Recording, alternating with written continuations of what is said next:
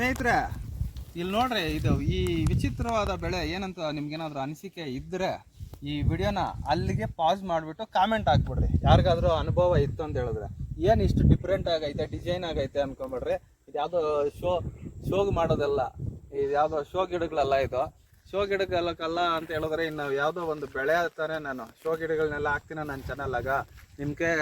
ನನಗೂ ಗೊತ್ತಿಲ್ಲ, ನಿಮಗೂ ಗೊತ್ತಿಲ್ಲ. ಯಾರೋ ಗೊತ್ತಿರೋರಿದ್ರೆ ಪಾಸ್ ಮಾಡಿಬಿಟ್ಟು ಕಾಮೆಂಟ್ ಹಾಕ್ಬಿಟ್ಟು ಆಮೇಲೆ ವಿಡಿಯೋ ನೋಡ್ರಿ. ಗೊತ್ತಿಲ್ಲ ಅಂತ ಹೇಳಿದ್ರೆ ನೋಡ್ತಾನೆ ಇರ್ರಿ, ನಾನು ನೋಡ್ತೀನಿ. ನನಗೂ ಇದ್ರ ಬಗ್ಗೆ ಏನು ಗಾಳಿ ಗಂಧನೇ ಗೊತ್ತಿಲ್ಲ. ಇದೇನೋ ಒಳ್ಳೆ ಪಸರಿಕೆ ಅಂತಾರಲ್ಲ, ಗೊತ್ತಲ್ಲ, ತೋಟದಲ್ಲಿರೋಂಥ ಕಳೆ ಆ ಥರ ಐತೆ. ಇದನ್ನ ನೋಡಿದ್ರೆ ಏನೋ ಅರ್ಬ್ಸು ಅಂದರೆ ಗಿಡಮೂಲಿಕೆಗಳ ಥರ ಯೂಸ್ ಮಾಡ್ತಾರೆ, ಅದೇನೇನಕ್ಕೋ ಯೂಸ್ ಮಾಡ್ತಾರೆ ಅಂತ ಏನೇನೋ ಹೇಳ್ತಾರೆ. ಇದರ ಹೆಸರು ಒಂದು ಹಾಕೋದ್ರೇನೋ ಗೊತ್ತಿಲ್ಲ. ಇದ್ರ ಬಗ್ಗೆ ಡೆಪ್ತಾಗಿ ಮಾಹಿತಿ ಬಂದು ಫಾರ್ಮರ್ ಹತ್ರ ತಗೋಣ. ಸದ್ಯಕ್ಕೆ ಬೆಳೆ ಒಂದು ಈ ಥರ ಇದೆ. ಫಾರ್ಮರ್ ಒಂದು ಬೇರೆ ಕಡೆ ಇದ್ದಾರೆ, ಸೊ ಅಲ್ಲಿ ಹೋಗಿ ಇಂಟ್ರೊಡಕ್ಷನ್ ತಗೊತೀವಿ. ನಿಮಗೆ ತೋರಿಸ್ಬೇಕಲ್ಲ ಒಂದು ಕ್ರಾಪ್ ಯಾವ ರೀತಿ ಇರುತ್ತೆ ಅಂತ ಹೇಳ್ಬಿಟ್ಟು ಇದನ್ನು ನೋಡ್ಕೊಂಬಿಡಿ. ಮತ್ತು ಫಾರ್ಮರ್ ಎಂಡಲ್ಲಿ ಹೋಗ್ಬಿಟ್ಟು ಫಾರ್ಮರ್ ಹತ್ರ ಬಂದು ಇನ್ನಷ್ಟು ಮಾಹಿತಿಗಳನ್ನ ಕಲೆ ಹಾಕ್ಬಿಟ್ಟು ನಿಮ್ಗೋಸ್ಕರ ಕೊಡ್ತೀನಿ. ನಮಸ್ಕಾರ ಅಣ್ಣ. ಸರ್ ನಮಸ್ತೆ. ನಿಮ್ಮ ಹೆಸರು ಅಣ್ಣ? ರಾಜಾಚಾರ್ಯ ಅಂತ ಅಣ್ಣ.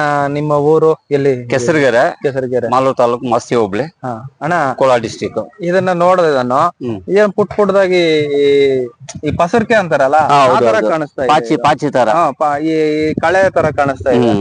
ಇದನ್ನ ನೋಡ್ಬಿಟ್ಟು ನನಗೆ ಶಾಕ್ ಆಯ್ತು, ಇದು ಒಂಥರ ಬೆಳೆನ ಅಂತ ಹೇಳ್ಬಿಟ್ಟು. ಅಣ್ಣ, ಇದನ್ನ ಏನಂತ ಕರೀತಾರೆ ಸರ್? ಇದು ಹೆಸರು ಬಂದ್ಬಿಟ್ಟು ತೈಮ್ ಅಂತ ಇದಾರೆ. ತೈಮ್.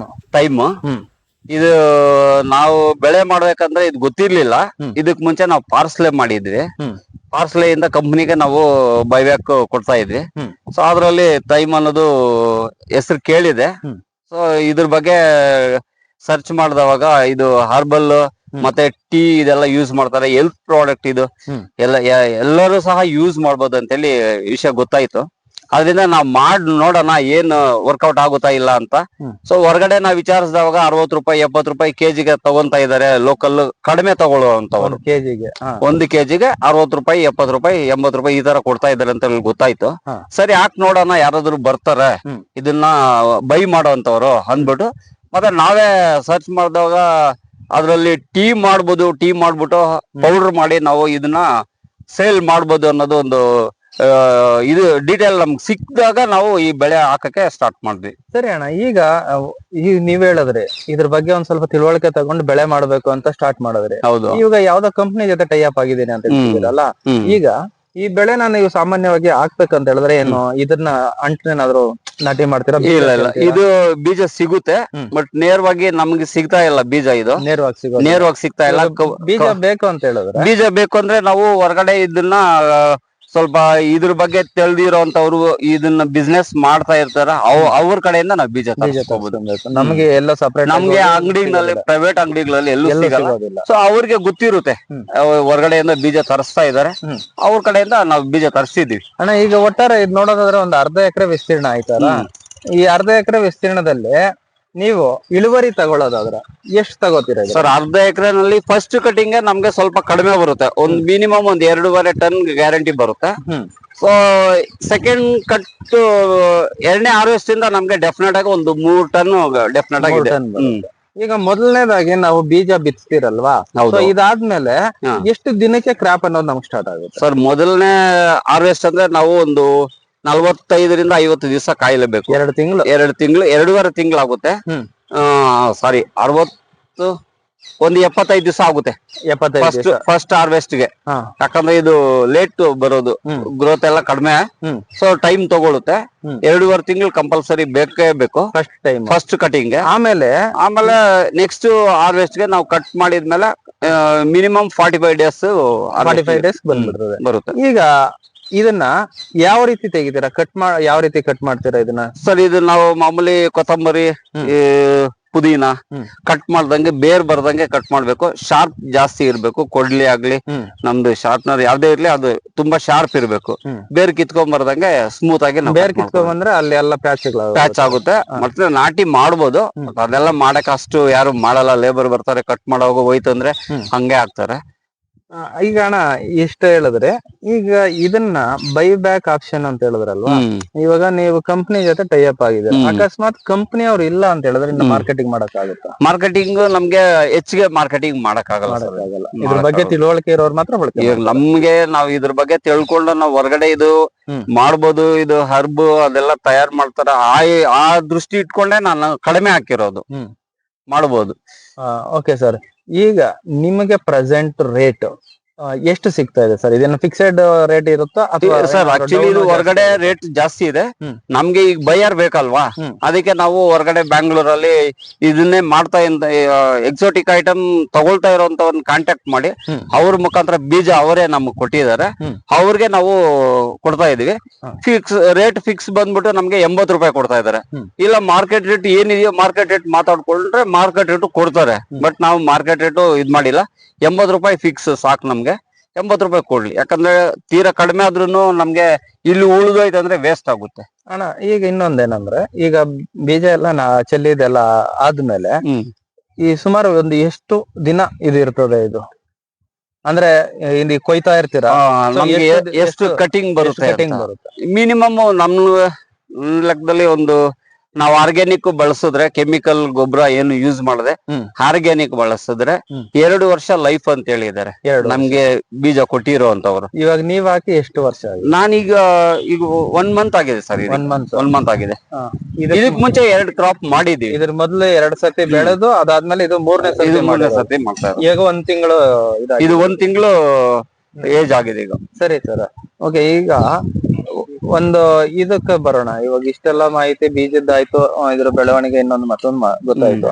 ಈಗ ಇದಕ್ಕೆ ಸ್ಪ್ರೇ ಏನಾದ್ರು ಕೊಡ್ತೀರಾ? ಸ್ಪ್ರೇ ನಾವು ಎಲ್ಲಾ ಆರ್ಗ್ಯಾನಿಕ್ ನಾವು ಮಾಡ್ತೀವಿ. ಜೀವಾಮೃತ ಮಾಡ್ತೀವಿ. ಜೀವಾಮೃತ ಸ್ಪ್ರಿಂಕ್ಲರ್ ಅಲ್ಲಿ ಕೊಡ್ತೀವಿ. ಸ್ಪ್ರಿಂಕ್ಲರ್ ಅಲ್ಲಿ ಕೊಡ್ತೀವಿ. ಅದಾದ್ಮೇಲೆ ಬಯೋ ನಾವು ತಗೊಂಡ್ ಬರ್ತೀವಿ. ಬೇರೆ ಏನಾದ್ರು ಈಗ ಈ ಬಯೋ ಮಾಡಿರುವಂತದ್ದು, ಕೆಮಿಕಲ್ ಇಲ್ದೇ ಇರುವಂತದ್ದು, ಕೆಮಿಕಲ್ ಇಲ್ದಿರ ಇರುವಂತದ್ದು ಇದನ್ನ ಯೂಸ್ ಮಾಡ್ತೀವಿ.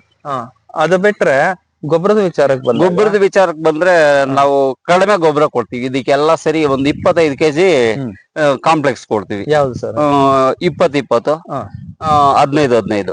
ಈಗ ಒಂದು ಕ್ರಾಪ್ ಕಟ್ ಮಾಡೋದಕ್ಕೆ ಎಷ್ಟು ಸಲ ಗೊಬ್ಬರ ಕೊಡ್ತೀವಿ? ಒಂದ್ಸಲ ನಾವು 2 ಸರ್ತಿ ಗೊಬ್ಬರ ಕೊಡ್ತೀವಿ. ಒಂದು 25 kg 25 kg 50 kg ನಾವು 20 ದಿವಸಕ್ಕೆ. ಆಮೇಲೆ ಇನ್ನೊಂದ್ಸರ್ತಿ 10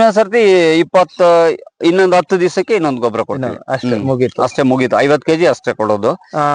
ಒಟ್ಟಾರೆ ಈ ವಿಸ್ತೀರ್ಣದಲ್ಲಿ ನೀವು ಒಂದು ಸರ್ತಿ ಕ್ರಾಪ್ ತೆಗೆದ್ರೆ ನಿಮ್ಗೆ ಅಂದಾಜು ಒಂದು ರಫ್ ಆಗಿ ಹೇಳಿ, ಒಂದು ಅಂದಾಜು ಎಷ್ಟು ಮಾತ್ರ ಸಂಪಾದನೆ ಆಗುತ್ತೆ?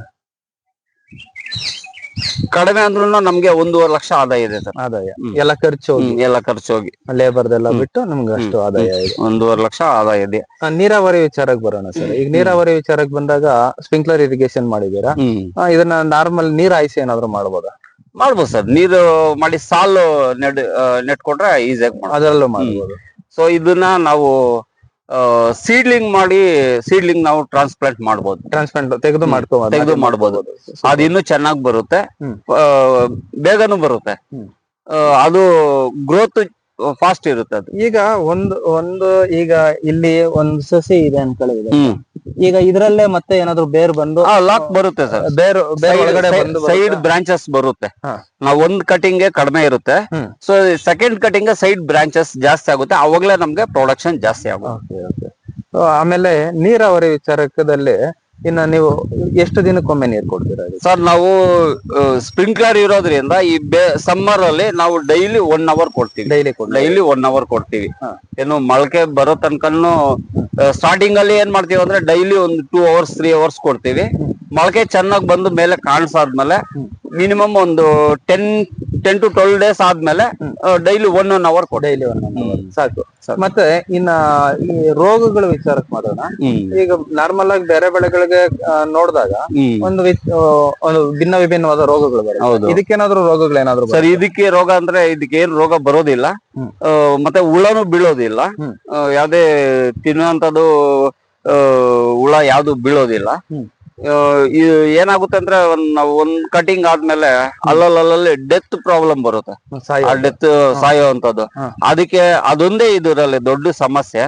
ಅದಕ್ಕೆ ಏನಂದ್ರೆ ನಾವು ಕೆಮಿಕಲ್ ಬಳಸ್ಬೇಕು, ಕೆಮಿಕಲ್ ಬಳಸಲ್ಲ ನಾವು ಸ್ಟಾರ್ಟಿಂಗ್ ಇಂದ. ಅದಕ್ಕಿಂತ ಅದು ಅವಾಯ್ಡ್ ಮಾಡ್ಬೇಕಂತ ಆರ್ಗ್ಯಾನಿಕ್ ತುಂಬಾ ಉತ್ತಮವಾಗಿರುತ್ತೆ. ಯಾಕಂತ ಹೇಳಿದ್ರೆ ಅರ್ಬ್ಸ್ ಅಂತ ಹೇಳ್ತಾ ಇದೀರಾ, ಅದಕ್ಕಂತ ಈಗ ಅದು ಕೆಮಿಕಲ್ ಬಂದ್ರೆ ಸ್ವಲ್ಪ ನಮ್ಗೆ ಅರ್ಬ್ಸ್ ಅಂತ ಹೇಳಿದ್ರೇನೆ ಒಂದು ಇದು ಏನಂತಾರ, ಅರ್ಬ್ಸ್ ಅಂದ್ರೇನೆ organic sir, organic product. Organic product herbs ಅಂತ ಹೇಳಿದ್ರೆ ನಮ್ ಇದ್ರಲ್ಲೇನೆ ಕನ್ನಡದಲ್ಲಿ ಅರ್ಬ್ಸ್ ಅಂತ ಹೇಳಿದ್ರೆ ಅದೇ ಈ ಮೂಲಿಕೆಗಳು ಆತರ ಆರೋಗ್ಯಕ್ಕೆ ತುಂಬಾ ಬೆನಿಫಿಟ್ ಇದೆ ಸರ್. ನಾವು ಪ್ರತಿಯೊಬ್ರು ಇದನ್ನ ಯೂಸ್ ಮಾಡ್ಬೋದು. ಸ್ನೇಹಿತರೆ ನೋಡಿದ್ರಲ್ವಾ, ಇನ್ನೇನಾದ್ರು ಮಾಹಿತಿ ಬಿಟ್ಟಿದ್ರೆ ದಯವಿಟ್ಟು ಕಾಮೆಂಟ್ ಅಲ್ಲಿ ಕಾಮೆಂಟ್ ಮಾಡಿ. ಅದೇನಾದ್ರು ಆದ್ರೆ ನಾನು ಇದ್ ಮಾಡ್ಕೊಡ್ತೇನೆ.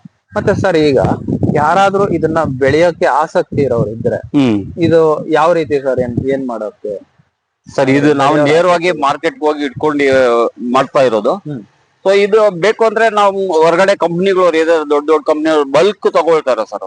ಬಲ್ಕ್ ಅಂದ್ರೆ ನೀವು ಈಗ 1 ಎಕರೆ ಹಾಕಿದ್ರ, ಇವತ್ತು ಎಲ್ಲ 1 ಎಕರೆ ಪ್ಲಾಟ್ ನಾವು ಇವತ್ತೇ ಫುಲ್ ಹಾರ್ವೆಸ್ಟ್ ಮಾಡಿ ನಿಮ್ಗೊಂದು 6 ಟನ್ 7 ಟನ್ ಬರುತ್ತೆ ಅಂದ್ರೆ ಬಲ್ಕ್ ಆಗಿ ತಗೊಳ್ಳೋರು ಇದಾರೆ, ಕಂಪ್ನಿಗಳು. ಇವಾಗ ಆತರ ಕಂಪನಿ ಏನಾದ್ರು ಹೇಳೋದವ್ರ ಏನಾದ್ರು ಹೆಸರು ಹೇಳಕ್ ಆಗುತ್ತಾ ಸರ್? ಫ್ಲೆಕ್ಸ್ ಫುಡ್ಸ್ ಅಂತಿದೆ, ಅದ್ರಲ್ಲಿ ಕೊಡ್ತಾ ಇದ್ದಾರೆ. ಫ್ಲೆಕ್ಸ್ ಫುಡ್ಸ್ ನಂಬರ್ ಬೇಕಿದ್ರೆ ನಿಮ್ಮನ್ನೇನಾದ್ರು ಕಾಂಟ್ಯಾಕ್ಟ್ ಮಾಡ್ಬೋದು ಸರ್, ಕೊಡ್ತೀವಿ ಸರ್. ಸರಿ ಸರ್. ಯಾಕಂತ ಹೇಳಿದ್ರೆ ಒಂದು ವಿಭಿನ್ನವಾದ ಬೆಳೆ ಅಂತಿದ್ದಾಗ, ಇವಾಗ ನಾರ್ಮಲ್ ಆಗಿ ಟೊಮೊಟೊ ಇಂಥ ಬೆಳೆಗಳೆಲ್ಲ ಎಲ್ಲಾರು ಬೆಳಿತಾರೆ. ಇಂಥ ಬೆಳೆಗಳು ಬಂದು ಬೆರಳೆಣಿಕೆ ಅಷ್ಟು ರೈತರು ಮಾತ್ರ ಮಾಡ್ತಾರೆ. ಯಾಕಂತ ಹೇಳಿದ್ರೆ ಅದ್ರ ಬಗ್ಗೆ ಮಾಹಿತಿ ಇರೋದಿಲ್ಲ. ಆ ಒಂದು ಮಾಹಿತಿನ ನಾನು ಈ ವಿಡಿಯೋ ಮುಖಾಂತರ ಜನಕ್ಕೆ ಕೊಡ್ತಾ ಇದ್ದೀನಿ. ಯಾರಾದ್ರೂ ಆಸಕ್ತರು ನಿಮ್ಮನ್ನ ಕಾಂಟ್ಯಾಕ್ಟ್ ಮಾಡಿದ್ರೆ ಒಂದ್ ಸ್ವಲ್ಪ ಅವ್ರಿಗೆ ಅದ್ರ ಬಗ್ಗೆ ತಿಳುವಳಿಕೆ ಕೊಟ್ರೆ ತುಂಬಾ ಯೂಸ್ ಆಗುತ್ತೆ ಸರ್. ಖಂಡಿತ ಸರ್. ನಿಮ್ಮ ಏನು ಪ್ರಮುಖ ಇದು ಕಾಲನ ಅಂದ್ರೆ ಟೈಮ್ ನ ನಮಗೆ ಕೊಟ್ಟು ಇಷ್ಟೊತ್ತು ಒಂದು ಈ ತೈಮ್ ಬೆಳೆ ಬಗ್ಗೆ ಇಷ್ಟೆಲ್ಲಾ ವಿವರಣೆ ಕೊಟ್ಟಿದ್ದೀರಾ.